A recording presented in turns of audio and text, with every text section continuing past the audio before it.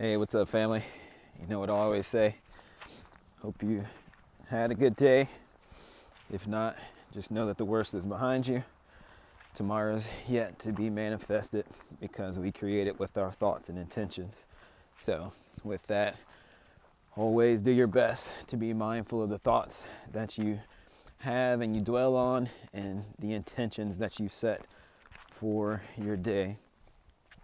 You always want to make sure that you, despite what's going on and what the 3D may want you to feel fear, worry, doubt, just keep holding the positive mindset that whatever's going on, whatever's happening, with you and Source by your side, that you'll be able to overcome and get through anything. You've got to go through rain sometimes before the sun comes out, or in order for the flowers to grow.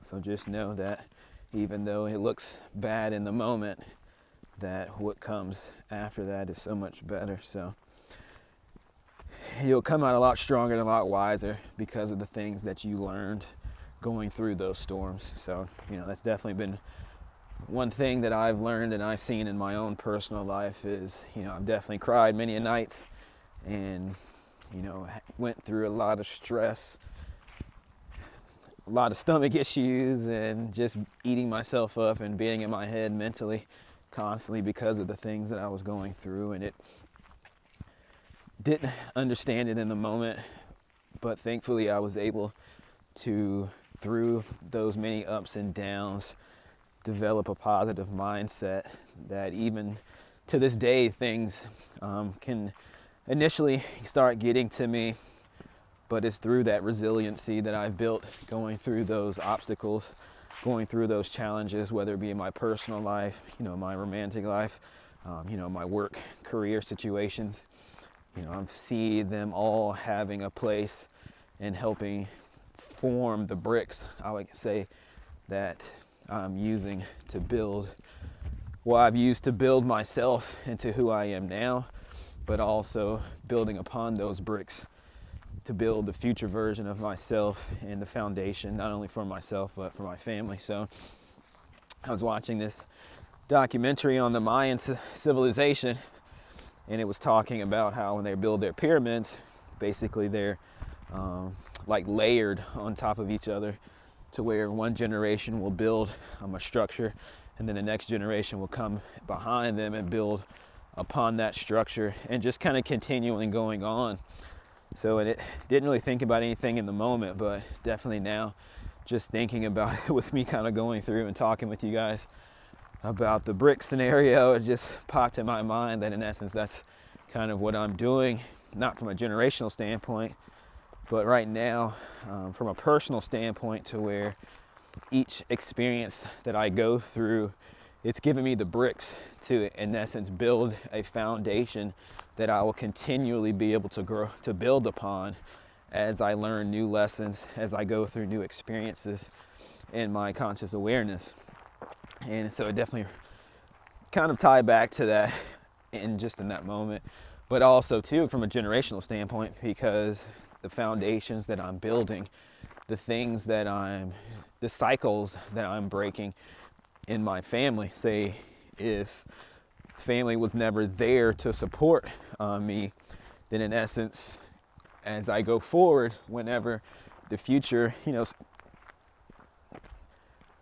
whenever the children that come up behind me, that I have a responsibility as being an uncle in their lives, or being a part of their lives. If I was used to no one being around and supporting me, and that's been a cycle that's been repeated to my father, my mother, and previous ones that came before them, then the foundation that I can build not only for myself, but to help build for that future lineage is by being present in their lives. And that goes into kind of what I wanted to talk about today. Haven't really made a video in a bit, and sometimes I can kind of beat myself up a little bit because I feel like I should be more productive, but it seems like it's just right in that time that Source comes in and lets me know that, he definitely puts a lot of things on my heart and my mind, and sometimes I'm really not for sure what to do with those things, and so a lot of times I'll just document them and write them down, because I know in the opportune time, when the divine time of mind, that it will all make sense and it will unfold in a way that I'll be able to deliver that message, or that message will make sense in my own life, because it's helping me with something that I need to see or that I'm not currently seeing. And through that vision or that new vantage point, it helps me through a lesson that I'm going through. And then in essence, I would transmute that and vocalize it, so that way I can bring it to you all, in case that's something that you're going through, or you may have gone through, to help put a certain perspective, or a new perspective, or a new lens onto why you may have gone through those things, or those that haven't gone through it yet, in essence, kind of how to potentially navigate it. All of our situations are different when we go through it. No one shoe fits all, but in essence, situations do kind of rhyme with one another. So, it's definitely on each of us to learn how to navigate the experience that we're going through in the moment, but that's where we can lean on one another to help.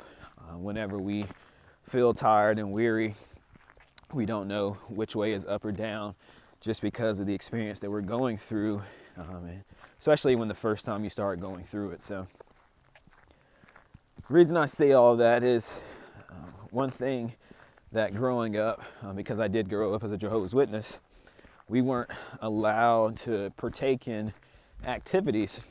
So, typically kids go to school, they play some kind of sport when it comes to school, whether it be basketball, baseball, football, soccer, depending upon what the curriculum is at your particular school. So the school that I went to, it was so small that basically the only sports that they had was baseball and basketball.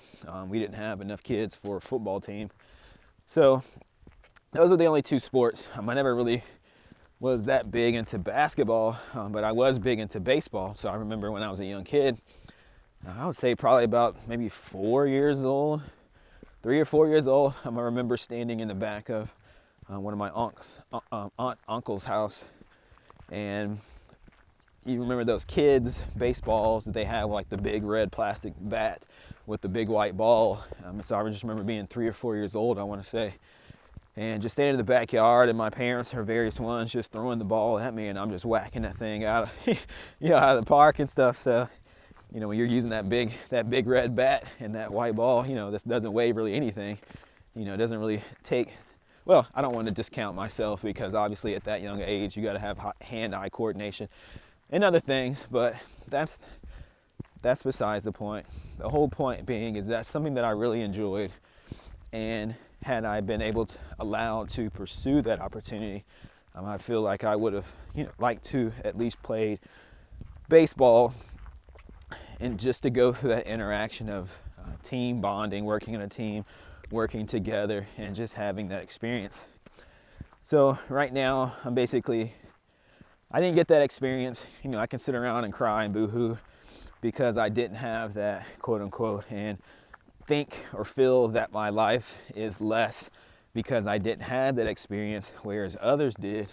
Or I can see the value in it of, yes, I didn't get that experience, but am I going to allow that to shortchange myself and my life right now? Or am I going to harness that and know what that meant to me, so that way when my nephews, great nephews, they're going through that experience, am I going to be there to support them, to ensure that as they go through that experience, they get the maximum experience and the maximum benefit from it, to the extent that I can help with that.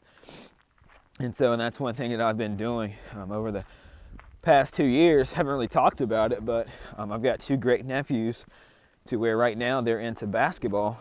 So basically, thank you, mother guy.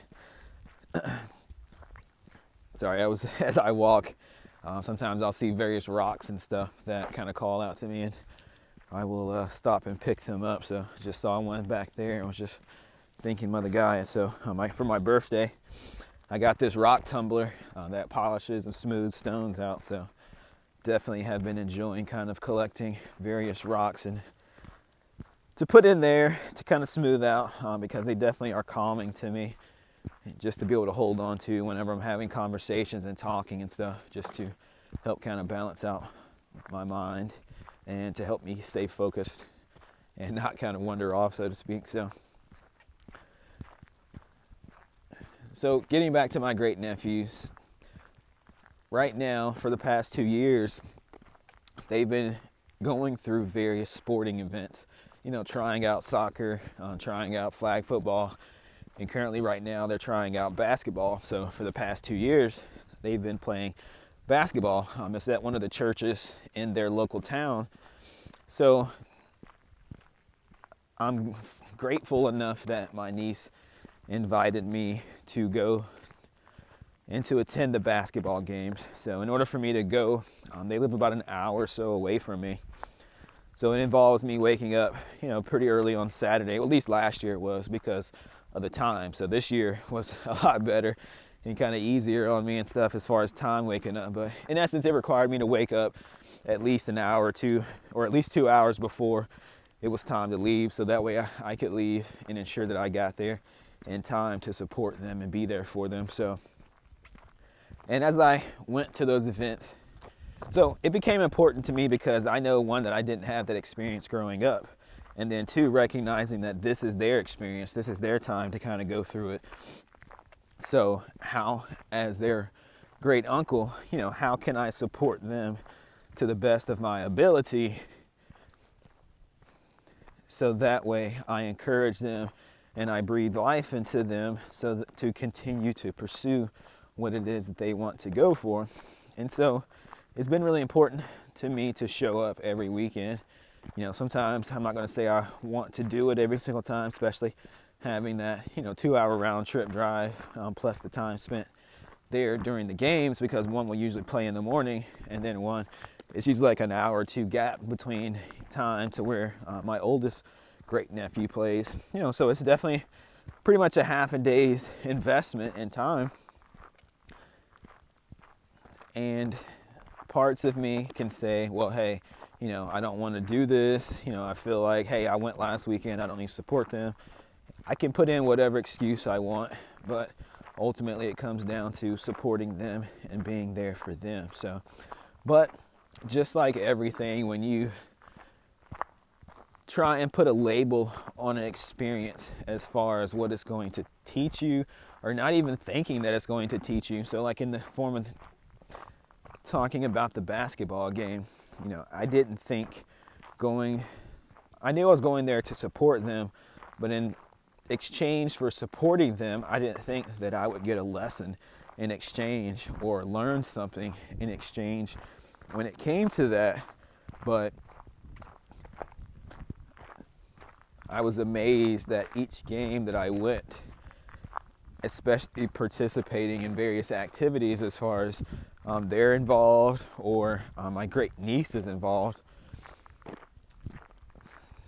it has really taught me a lot about life.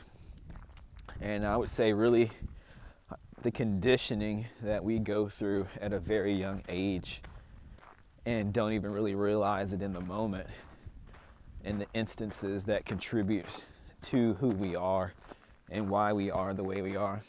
And the reason I say that is because as I was sitting there watching the game, it's a basketball game.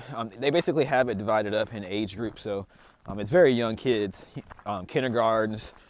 They have a game for kindergartens only, and then they have a section for first graders and second graders, and then third and fourth, and then fifth and sixth. So last year I had a great nephew in kindergarten. He was playing, and I want to say third and fourth grade was his oldest brother. So this year, basically, the youngest one is in the first and second grade, and his oldest brother is in the fourth and fifth grade. So don't get me going. So in essence, it's young kids who are learning about playing the sport of basketball, just how the game is played, the rules of the game, just learning how to dribble and all of that. So it was interesting sitting there because you've got the kids basically trying to learn something brand new to them. So when they're on the court, basically you're supposed to be, paying attention or listening to your coach, because your coach is the one in that moment that's supposed to be guiding you. But then the other thing I noticed is anybody that's been to kids' games when parents are present is not only do you have the coaches, but on the sidelines you have the parents telling the children what to do as well. Sometimes in contradiction to what the coach is saying, or, well, I'll just leave it at that. Yeah, contradiction to what the coach is saying is from the parent's perspective of what the child should do. And it just kind of made me laugh because it just made me think about the perspective of the kid in that moment.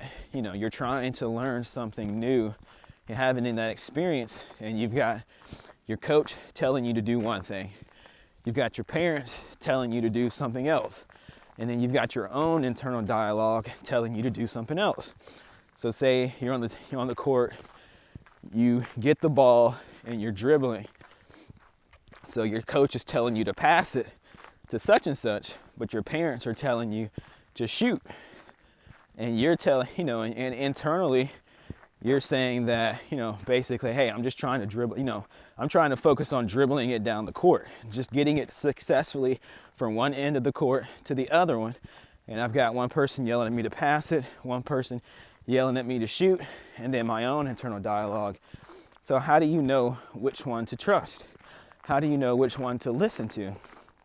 And so you'll look and see the ones that don't trust their internal dialogue, because whenever they're playing the game, they're looking at their parents. So their coach is telling them to do one thing, but then they're looking in the direction of their parent to see what their parents are telling them to do.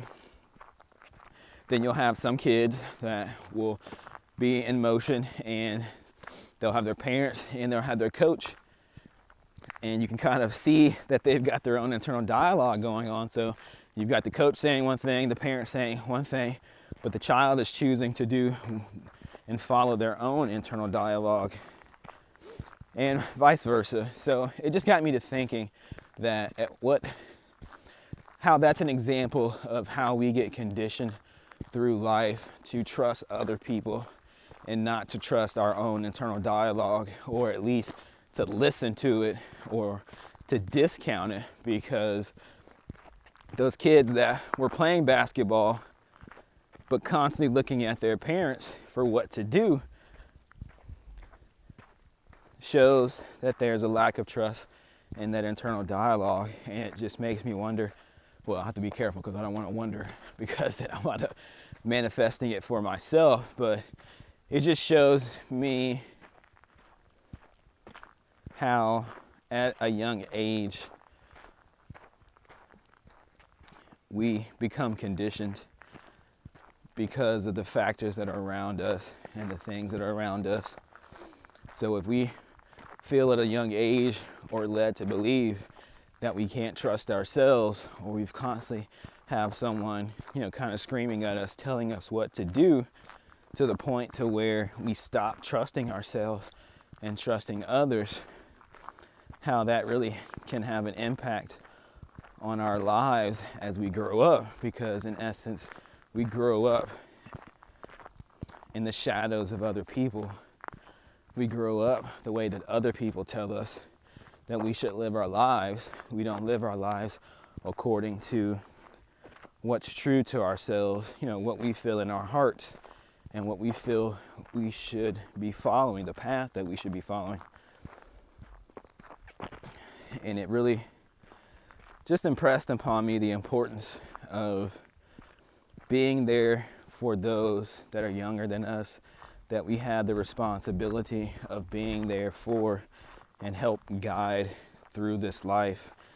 And, not from the standpoint of being their parents or trying to take over the relationship or that parent dynamic, but just being there for them, as an example of someone who follows their internal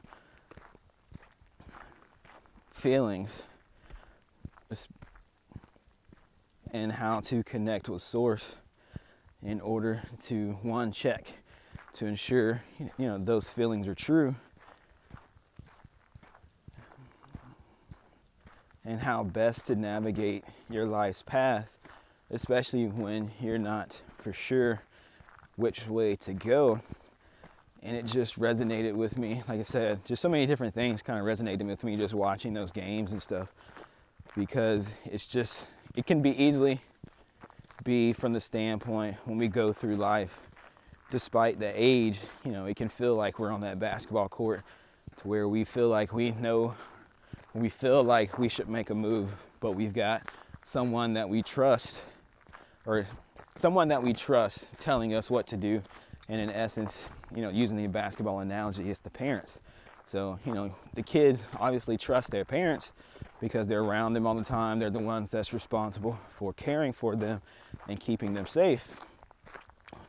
But in that basketball scene, the coach in that moment is supposed to be trusted more than the parents, at least from my perspective and the way I understand it. So the coach is supposed to be trusted more because he's the one that's orchestrating and guiding things on the team, so that way the team can be successful. So how many times in our lives do we have a lot of people in our ear giving us advice or guidance on how we should live our life, but we're listening to them only because we trust them, and not because we feel like they have our best interest at heart.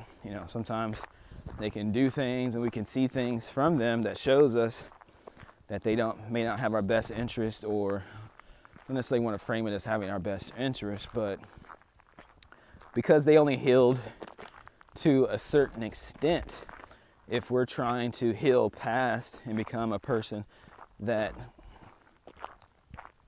they aren't able to become because they aren't putting in the work, then I feel like there's only a certain amount that we can really trust them and really invest and take to heart what it is they say. It's kind of like you wouldn't take advice from someone. If you want to be a millionaire, you wouldn't take advice from somebody that can't save $100 on how to be a millionaire. You would take advice from somebody who actually has become a millionaire on how they became a millionaire. And so to me, the same principle applies. But also in that same dynamic, so that was one side of it, is just looking at how having so many voices coming at us at any given time really reinforces the need to be secure and confident in yourself. In the times that you're not confident in yourself, knowing that you can go and talk to Source, you can say a prayer to Source, your angels, ancestors, those deities, anybody that you feel is part of your spiritual team to help you and provide clarity and discernment in that moment. So that was one, just to show me and express the importance of, quieting the noise around you, even when it's people that you feel like have your best interest at heart, that sometimes you have to turn the volume down on those individuals, not because you don't care for them or you don't appreciate it and the feedback or the information they're giving you, but from the standpoint that at some point, you've got to follow your own heart and the direction it's leading you. And sometimes that's going, or not say sometimes, a lot of times that's going to look odd and strange to other people, especially when it doesn't align with what they feel like you should be doing in your life. So that really impressed upon me in that moment, really the importance of just listening to yourself and kind of going to spirit. So the other thing, there was a mixture of girls and boys on the team. You can kind of tell what kids had been spending time with their, parents. I don't want to say father, because, mothers play as big a part in kids' lives, especially when the fathers aren't around to help teach kids. I've seen videos of moms, have kids playing football and they're out there with their sons, running reps and stuff and teaching them and whatnot. So, but you can tell the kids that are playing that have definitely have, active parents in their lives, showing them how to play the game, and then ones that don't. So, but also in this experience, it really showed me the importance of elevating and breathing life into those who, I don't really know the word for it, so I'll just say it from this standpoint. Because it was co-ed games, obviously the boys are going to be a little bit more aggressive when it comes, but there were girls in the games as well. And one thing I really liked is they had refs there just kind of, calling and helping orchestrate the game and stuff. And because they didn't take any scores, they basically just had the clock running to give the kids the feeling of a real game. But in essence, they ensured that everybody got a chance to really participate. So say if the ref was standing there, one of the kids shot the ball, and the ref got the rebound. If there was a kid nearby that hadn't had the opportunity to take a shot, then in essence, the ref would hand that kid the ball. And then basically, it really warmed my heart to see that all the other kids that were there, would stop what they were doing to allow, sorry, I'm getting a little choked up just thinking about it, but, kids were just such at a young age that they still recognize the importance of supporting one another, to where the ref would capture the ball and say there was a girl there that hadn't got a chance to shoot. The ref would catch the ball and he would give it to the girl and she would shoot it, and say if she missed, then he would catch it and he would give it back to the girl to shoot it. Say she missed and one of her teammates rebounded the ball, you could tell that they wanted to run it to the other end to shoot, but it wasn't, in that moment, that wasn't what was important. And they just kept passing it back to her or to the individual to shoot it until they made the basket. And man, once they made the basket and stuff, I mean, you want to hear the entire room just erupt in applause and cheers.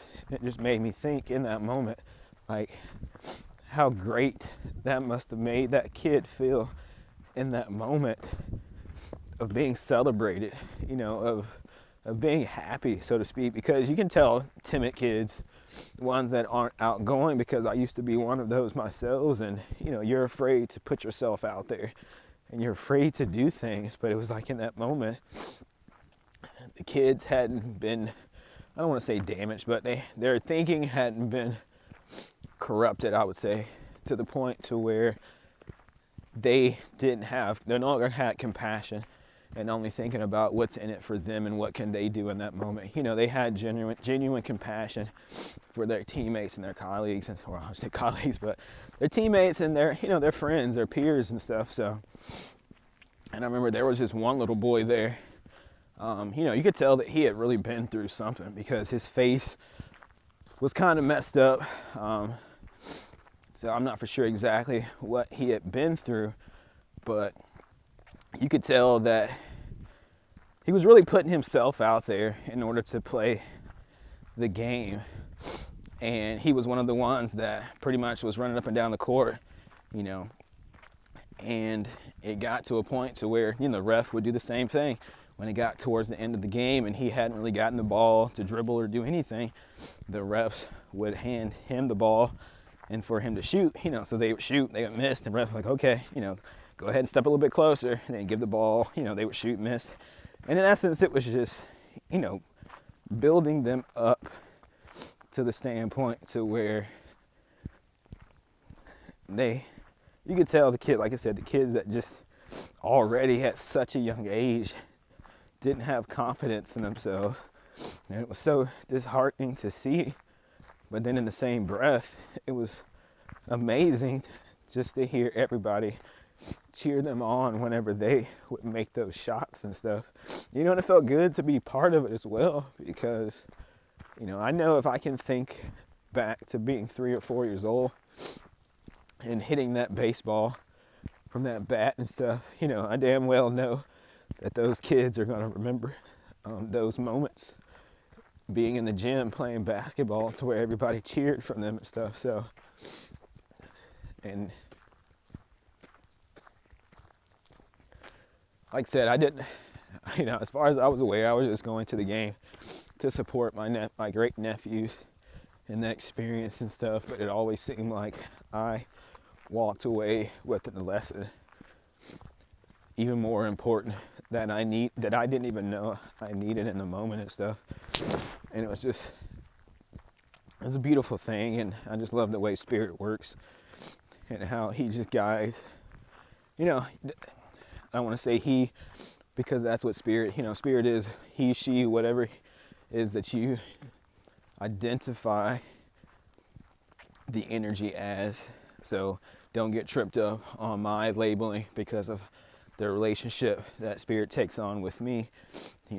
Definitely encourage you to figure out how that dynamic works best for you in your own life and what speaks to your heart. But in that moment, it just showed me, sorry, the sniffling stuff, like I said, man, I'm freaking Scorpio moon, boy, be whooping my butt sometimes, man. But, I used to think it was a weakness, but I look at it as a strength now. So, and just learning how to, I don't want to say control it, but properly channel it, I would say.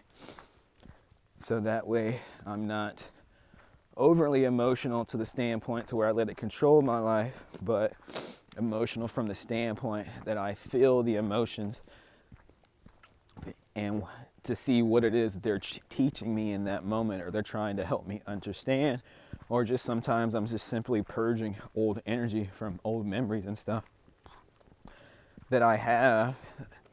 Because I've noticed one thing, that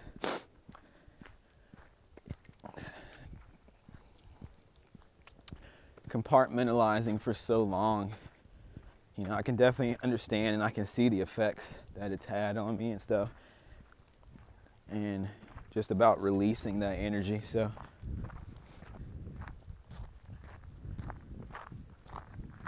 and in that moment it was definitely a release, and like I said, just kind of now talking about it, I would definitely say it was a release. That was a release, kind of just going through it and talking about it and stuff, because I thought about it in my mind, but I never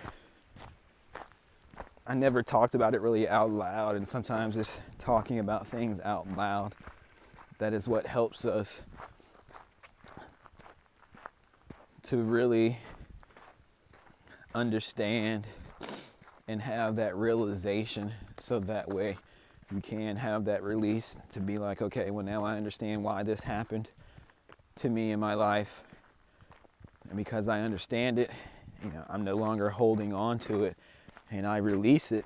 And that's where, in my instance, I'll catch myself just kind of crying out of nowhere, especially when and I guess I shouldn't say out of nowhere, because I'm usually thinking about something in that moment. So, but I'll usually find myself kind of crying, and it's usually because I'm thinking about something in that moment. Sorry, I'm crossing this creek crossing here and trying not to fall in.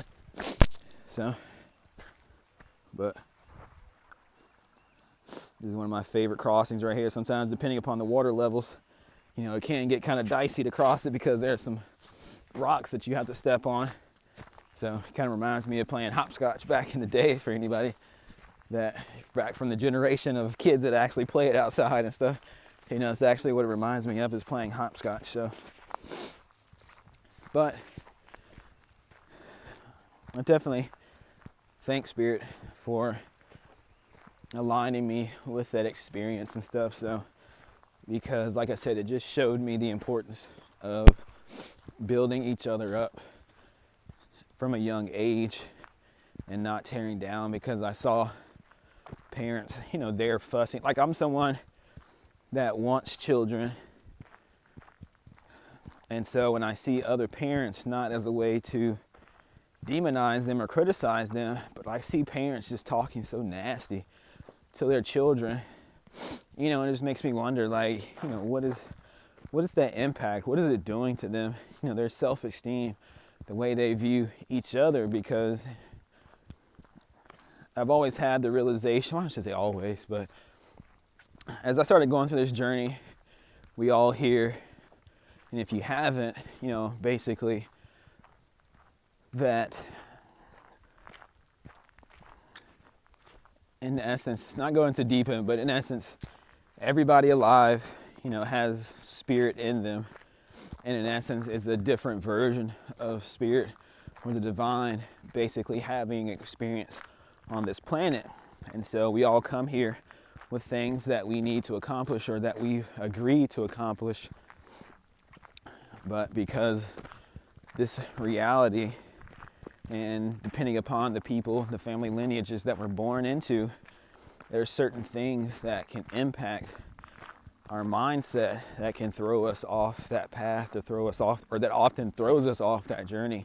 And it's only by doing the work and awakening that you start to, one, go back and heal those things and start to remember who you are and remember the power and stuff that you have, to the degree to where it becomes undeniable as far as the light and the gifts that you hold within yourself.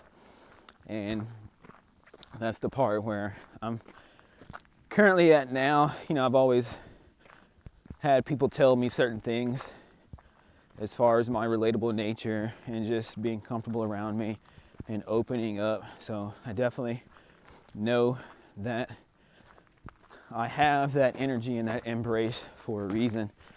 And that's one of the things with the game, and what I was saying is that since my North Node is in Cancer, the fourth house, you know, family is really big to me. So while I was sitting at the game one time, my nephew was telling me how he was hungry. So I just had the idea of just going to Sam's Club and just buying a bunch of different snacks, you know, getting some cookies and some fruit snacks, bags of chips, and then some various drinks and stuff. Because I imagine when they finish playing games, you know, they're obviously hungry. So I did that, and I had fun. Like, I really enjoyed doing it, and because it made me think about, you know, when I'm eventually a father and I've got kids, you know, it's preparing me for that experience. You know, if we're going on a trip somewhere, so my wife doesn't have, you know, I'm sure she has a lot that she's focused on. So how, as our husband, as our counterpart, can I contribute to that dynamic? And so, and that's the way I see, is that it's not solely up to the woman, or to the I would say the woman or the feminine. I would say the feminine because it's all energy, but in essence, there's a mother and a father, or there's two parents in a home, and usually one is more nurturing than the other one. One's more masculine, one's more feminine. You know, that's the energy that they embody. And so just looking at how can I embody both, you know, have that masculine energy, the go-getter, the driven one, but also too having that nurturing energy, so that way when my wife, you know, not even needs a break, because in essence the balance should be there to where I would say, quote unquote, wouldn't necessarily need a break, but just how can I provide that nurturing energy to help support her.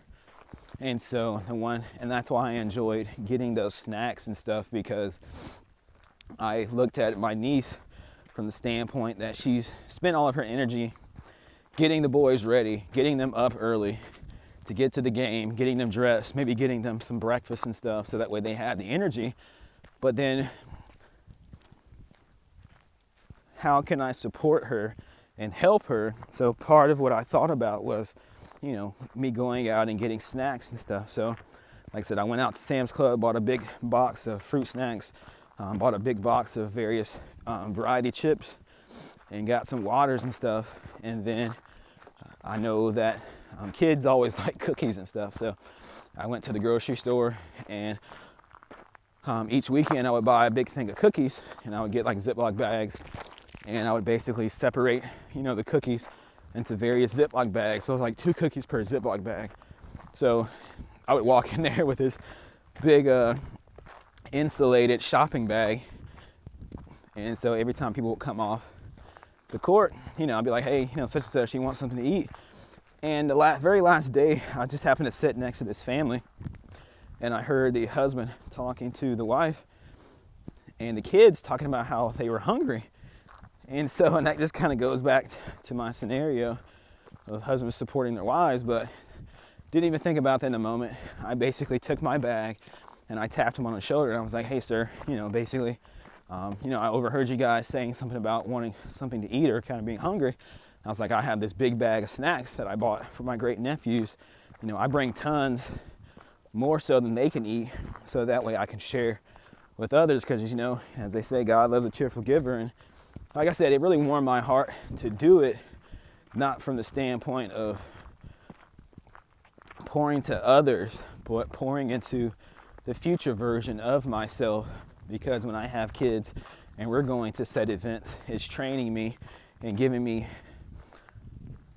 I would say, a future projection into that life, up to that version of Brandon, and how to be there and support them. So whenever I gave the gentleman the bag, he opened it up and he was just like, geez, because like I said, there was just so much different, various snacks in there. So no matter what you wanted to eat or what you liked, you didn't like, there was something in there for everybody. So basically he went in, he got a bag of cookies.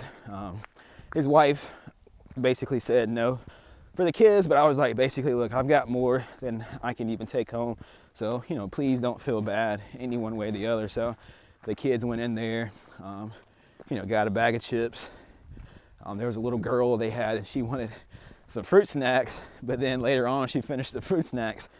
She, kind of started sliding her way back over to me because her dad had gotten up and go to the bathroom, I think it was. And so she had asked her mom, could she get something else? And her mom was like, no.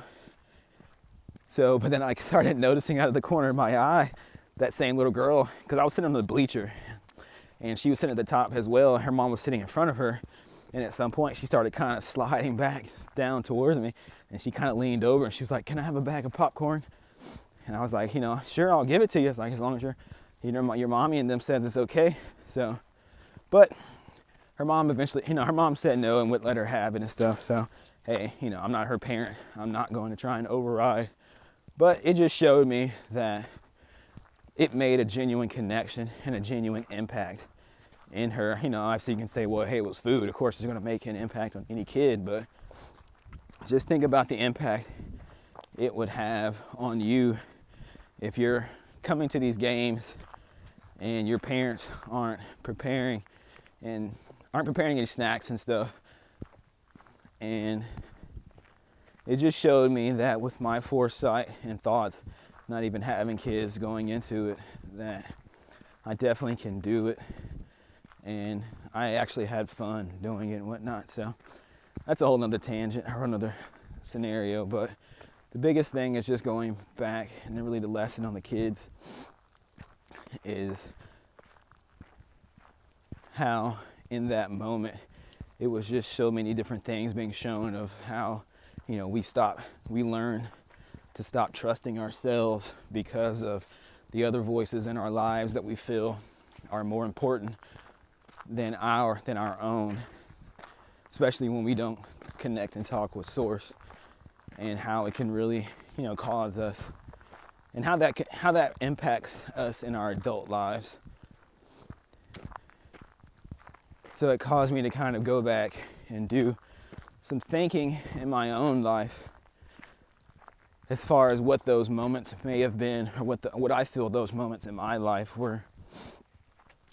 So that way, picturing myself as my parent in that moment, and how would I have handled those situations or those scenarios.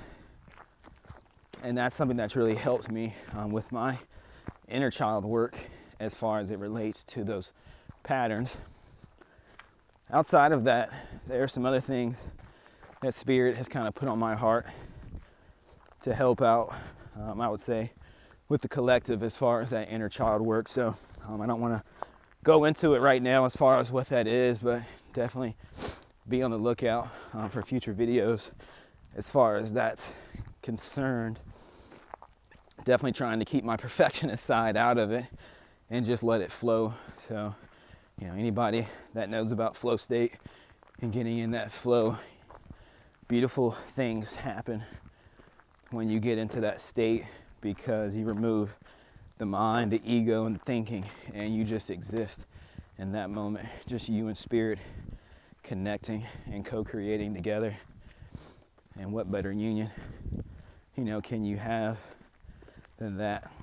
So I'll leave it there, family. So I would just say the biggest takeaway from this is just thinking. I would just ask you to think back to your childhood, and what do you feel like those moments were that caused you to stop trusting yourself, that caused you to look to other people for guidance, for leadership, for direction, versus trusting your own internal compass and talking with source when you feel confused, when you need clarity, when you need that guidance. Because that's your true North Star, because that's what's been my true North Star. And anytime I drift away from that, my prayers is always, because we're all imperfect, we're going to make mistakes, and I know that I'm going to make a mistake because of being imperfect, but I always ask for guidance, for correction, for clarity in that moment, so that way when I do make those missteps off the path, that I receive the correction that I need to understand why it was the wrong step, or why it wasn't the most aligned step for me to take in that moment. Because I don't want to say there's wrong steps. There's steps that takes us down certain paths to where we learn lessons that we ordinarily wouldn't have had to learn had we taken a different step. Doesn't mean that it's the wrong step. It just means that it wasn't the aligned step in that moment, but there's still something to learn and something to take away in that moment. So family, what do you feel are those moments in your life where you stopped listening to yourself, your own internal compass, and you started letting other guide your life? You started letting others dim your light, because your light's not dim just because you may not be able to see it or feel it in that moment. It's still burning, because source is protecting it, and protecting it until the day that you awaken and you realize your full potential, that you're not what others made you feel like you were, or tried to make you feel like you were, but you're the badass, that's here to do amazing things. So just an example, one of mine, I would say, is definitely around religion. And there's a lot of things that we were taught in my religion, that connection with spirit, those that had visions in the Bible, and those that had those connections like Samuel and David, those types of connections don't exist anymore. That was the remnant of an old era, which, I can definitively say that is not true, because from a young age, especially now that I'm starting to recognize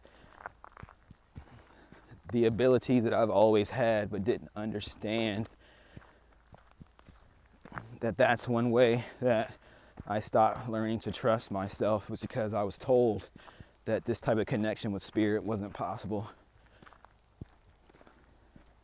And now I know that that's not true. So that's something that I've working on healing with myself, and as I go through it. So just sharing that as an example of one thing in my life that I've realized that it caused me to stop trusting myself and my connection with spirit, and seeing it as something else, maybe something demonic and stuff, because of what I was taught via religion.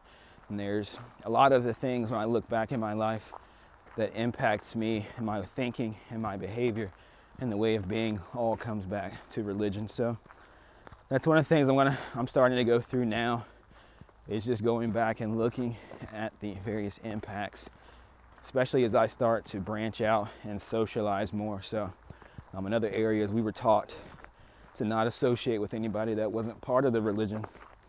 So even now in my adult life, I've moved to another state, and I've been here for going on 20 years, and I've never made a friend, really. And it was because I didn't realize that I was still carrying that same programming inside, to where of not associating with people and making those connections because they weren't part of that religion.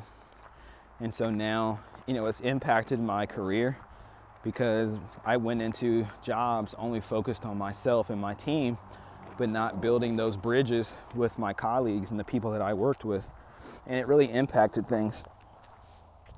So now I'm learning to expand my social circle. It can definitely be nerve-wracking when you're not used to doing that, but that's one thing I'm working on right now is, now that I recognize that, reclaiming my power in that moment, and with this boosted and elevated level of confidence that I have as I do this work, the increased magnetism that it creates within me to draw, my soul tribe and stuff in, but also having those genuine connections with individuals that I otherwise wouldn't have had, because I was still running off of that old programming. So it's crazy how things so many years ago impacts us and really shapes our life, but it just highlights the importance. So I'm getting closer to the road, so you probably can hear the vehicle noise and stuff, so I apologize for that. But it just highlights the importance of just doing that self-reflection. I would encourage you, when you're meditating, just think back, to those painful moments that you have, if you can handle it, and just, if you were the parent in that moment, and say if something happened to you, you went to your parents, told them about it, and they didn't handle it the way that you felt like, they told you, hey, quit being a baby or suck it up, X, Y, and Z. If you were the parent in that moment, how would you handle it? And then, reparent yourself in that particular instance. We go, hey, so-and-so, first I want to say I'm sorry that happened to you. I know that I can only imagine how it made you feel in that moment to have that experience. I'm sorry that happened to you. How can I help you? What can I do for you? Do you just need me to listen? Just what would you do in that moment to make you feel better, or that you would want a parent to be there for you? Because not only are you helping your inner child in that moment to heal from that, but you're also preparing yourself for when you have a child, or your child comes to you with a similar problem. You're going to be like, you know what? This isn't the problem that I had, but it rhymes with it, or it's very similar to it. So this is how I reparented my inner child. So this is how I can show up for my child, my niece, my nephew, or whomever it is that's showing up in your life, that's reflecting that experience back to you, to kind of see, how you're going to handle that situation. Are you going to repeat the same steps that your parents did to you in that moment when you came to them looking for assistance and guidance? Or are you going to end that cycle and change the way that you present yourself and you show up in that dynamic? So now you end that cycle of how you and previous elders in your family may have dealt with the situation. So it can get deep, family, and I definitely encourage you guys to kind of to put in the work. So it can seem like a lot, but just know that it's worth it. There is one thing that helped me, and I may do something on it. I can't think of exactly how to pronounce it, but it's like a Hawaiian prayer. It's called the Ho'opono Ono or something like that. Ho'opono Ono or whatnot, but it's basically just like a Hawaiian prayer where it's like a forgiveness. I kind of have my own rendition on it, but it's in essence saying, I'm sorry, I apologize, please forgive me, I love you. So, and the way I do it is I look at picturing my inner child, and once I have those sessions, those things, or even when I'm lighting incense, sometimes I'll do an incense stick for every single thing. So, and I set the intention when I light that incense with one. So I'll say, I'm sorry. I light one incense. As I'm lighting one incense, I'll say, I'm sorry. Then I'll light the next one, please forgive me. And I'll light another one, I apologize. And then I'll light another one, I love you so much. And the last one I'll say, thank you for putting up with everything you had to go through in order for us to exist today. And just by kind of doing that, it definitely has helped out with me and my inner child work and stuff, and just forgiving myself in those moments, because you can't be mad at yourself for not knowing what you didn't know. In the moment you were a child, you were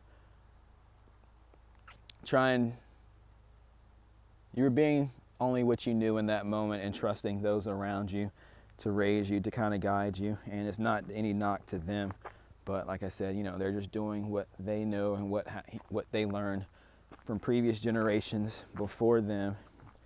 And that's why, we're so amazing, is because we recognize the ways that it can be improved, and just being a better version of ourselves for future generations. So I'll leave it there, family. So like I said, you can always reach out if you have any questions and whatnot. I'm definitely here to help anybody, navigate those dynamics and those structures and stuff. Even if you're just listening for somebody with a listening ear, if you feel comfortable, drop down in the comments those situations that you went through that you feel like caused you to stop listening to yourself. And we're all a family. We're all here to heal together. I'm your, I want to say big brother, big uncle, but just want to let you guys know I love you, and I know the way my heart feels kind of going through these things and recognizing these things and being able to show up in ways that I was never able to show up before, and how fulfilled I feel in this moment and in those moments. And, I wish nothing but the best for you. I know how difficult it can be, especially depending upon the dynamics and stuff that you came up around. And that's one thing I'm going to do too, as well as, sometimes you hear about people and their life stories, not hearing about their life stories, but they'll mention, hey, they went through a healing journey. They kind of had a crazy life. So, and that's one thing that's always gotten me, is I didn't really see my life as crazy, but at some point I plan to kind of make a video series just going through my life, and the things that I went through and I experienced, both the good and the very toxic parts of it, that I'm not proud of, but it's part of who I am and part of my story and my healing journey. So, I've had visions of me sharing it, so I know it's something that Source is calling me to share with everyone. So I just gotta, build up that confidence and that courage and stuff. So, I guess you can imagine with anybody kind of sharing, especially personal, intimate details and stuff of their life. But if it can help even one person, then it's worth it. So, but just know that I love you, family. I love you. I love you so much.